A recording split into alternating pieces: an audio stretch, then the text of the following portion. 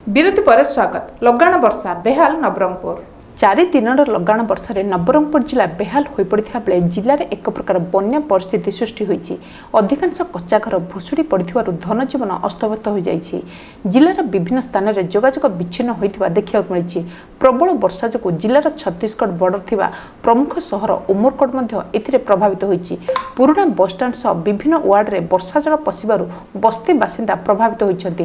ଏହାକୁ ଦୃଷ୍ଟିରେ ରଖି ଉମରକୋଟ ତହସିଲଦାର ଧର୍ମରାଜ ମାଝୀ ବିଭିନ୍ନ ସ୍ଥାନ ପରିଦର୍ଶନ କରିବା ସହ ସ୍ଥିତି ଉପରେ ନଜର ରଖି ସବୁ ପ୍ରକାର ସହାୟତା ଯୋଗାଇବା ପାଇଁ ରାଜସ୍ୱ ବିଭାଗ ଓ ଜରୁରୀକାଳୀନ ଟିମ୍କୁ ନିର୍ଦ୍ଦେଶ ଦେଇଥିବା ଜଣାପଡ଼ିଛି।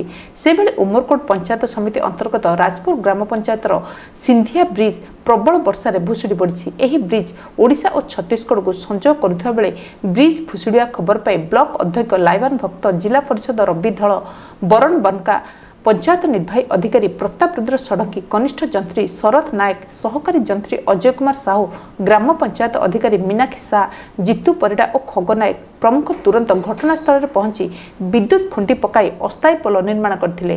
ଏହାସହ ତୁରନ୍ତ ଏହି ପୋଲର ପୁନରୁଦ୍ଧାର କରାଯିବ ବୋଲି ଗ୍ରାମବାସୀଙ୍କୁ ପ୍ରତିଶ୍ରୁତି ଦେଇଥିଲେ। ନବରଙ୍ଗପୁର ଦୁର୍ଗାମାଲିଙ୍କ ସହ ବିଶ୍ୱନାଥଙ୍କ ରିପୋର୍ଟ, ଓଡ଼ିଶା ମୋବାଇଲ ଟିଭି। ସରକାରଙ୍କର ଗରିବମାନଙ୍କ ପାଇଁ ଅନେକ ଯୋଜନା ଥିଲେ ମଧ୍ୟ ଡାବୁ